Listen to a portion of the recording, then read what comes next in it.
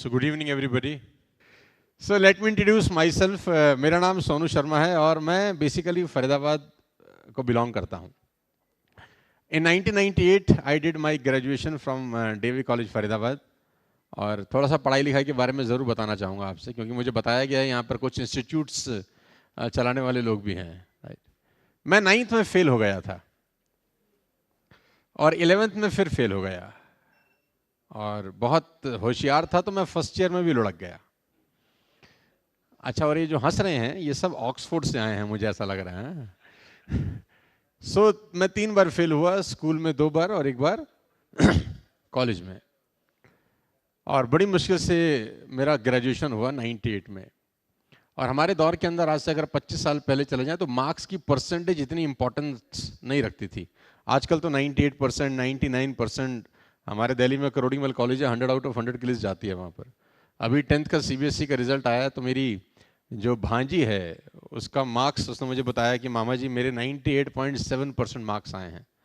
तो मैंने उसको बोला, अर्पिता मेरे तो सारे सब्जेक्ट में मिला के भी 98.7 नहीं आए थे. आजकल के बच्चे पता नहीं क्या ऐसा, या तो लिखने वालों के पास कुछ ऐसी गजब टैलेंट आ गया है या चेक करने वाले लल्लू लाल हैं.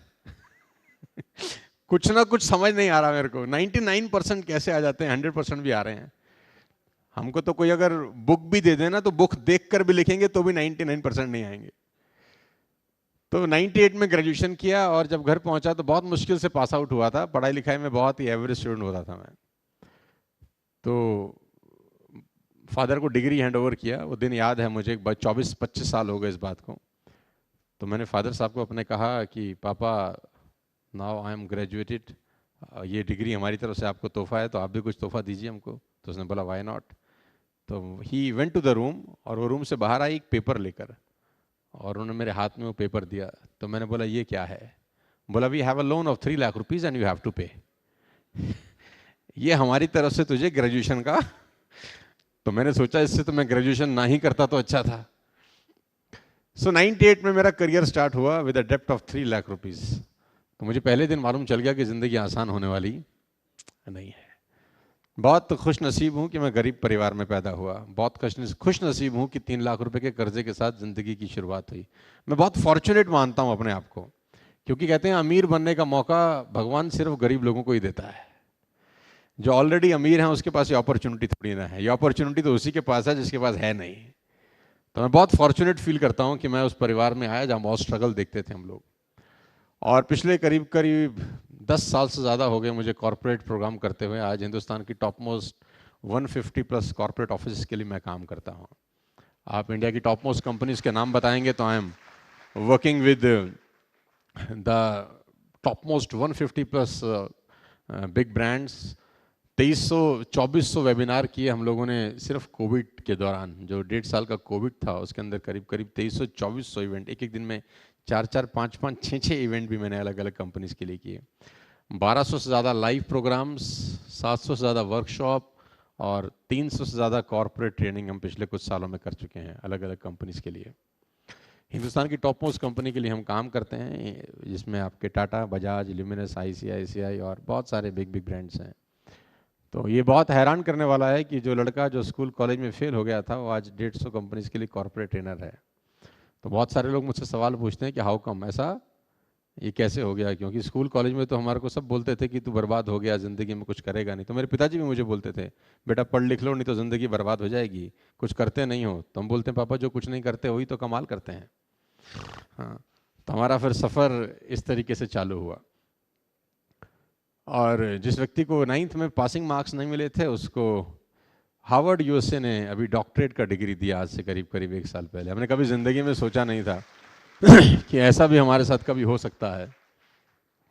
नरेंद्र मोदी जी के भाई हैं और दिल्ली का ये बहुत बड़ा इवेंट था. Nelson Mandela Nobel peace award दिया गया गेट टुगेदर करके.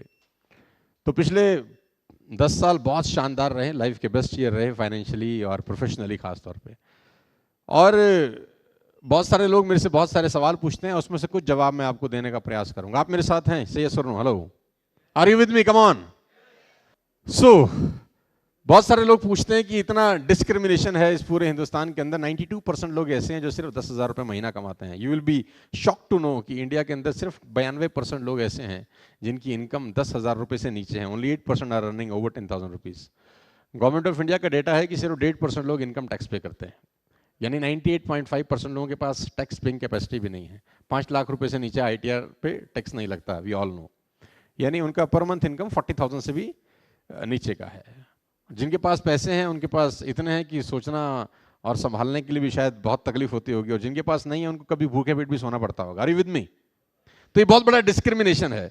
तो लोग अक्सर मुझसे पूछते हैं कि इतना डिस्क्रिमिनेशन क्यों है? क्योंकि पैदा तो सब एक जैसे ही होते हैं, वही 2 आंख, वही नाक, वही दिल, हार्डवेयर सबका एक ही है। तो मैं बोलता हूँ सबके अंदर सॉफ्टवेयर अलग अलग रन होते हैं, और हर बच्चा जीनियस पैदा होता है, मुझे ऐसा लगता है। उसके सॉफ्टवेयर में छेड़छाड़ होती है स्कूल कॉलेज में या घर में। एवरी चिल्ड्रन बॉर्न जीनियस, कोई ऐसा बच्चा है नहीं जो मंदबुद्धि पैदा होता हो। सबका सब सॉफ्टवेयर बहुत बढ़िया रहता है जब तक वो स्कूल नहीं जाता। क्योंकि मेरा व्यक्तिगत मानना है कि स्कूल में 90% बातें जो पढ़ाई जाती हैं वो ज़िंदगी में काम नहीं आती, और ज़िंदगी में जो 90% बातें काम आती हैं वो स्कूल में पढ़ाई नहीं जाती हैं।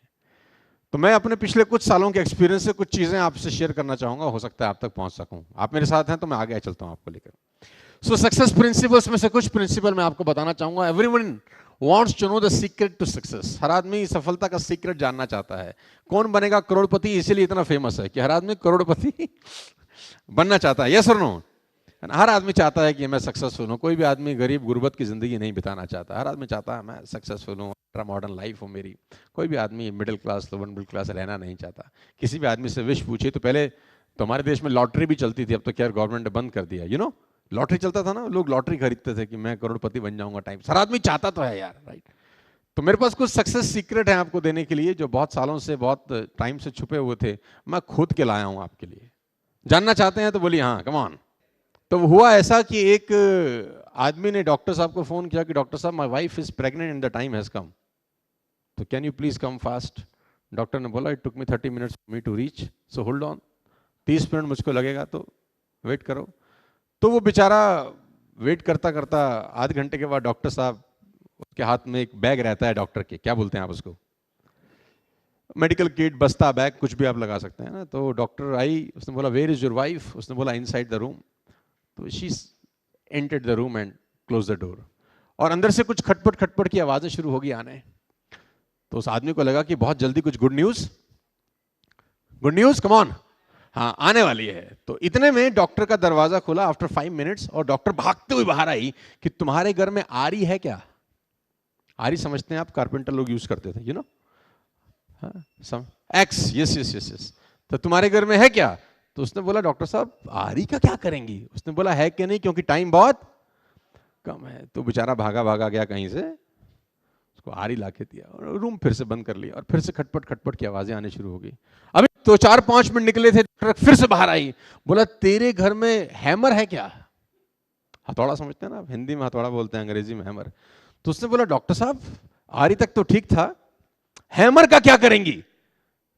तो उसने बोला समय बहुत कम है, जल्दी से जा लेकर आ। भागा भागा गया कहीं से, हैमर हैंड वर्क किया, डोर फिर बंद हो गया। अब ये इंतजार कर रहा है डोर के खोलने का कि अब पक्का कोई गुड न्यूज आएगी। अब वो दरवाजे की तरफ देख ही रहा था कि विंडो खुली, फटाक डॉक्टर की मुंडी बाहर आई। डॉक्टर ने बोला इतना बड़ा पत्थर लेके आ तुरंत।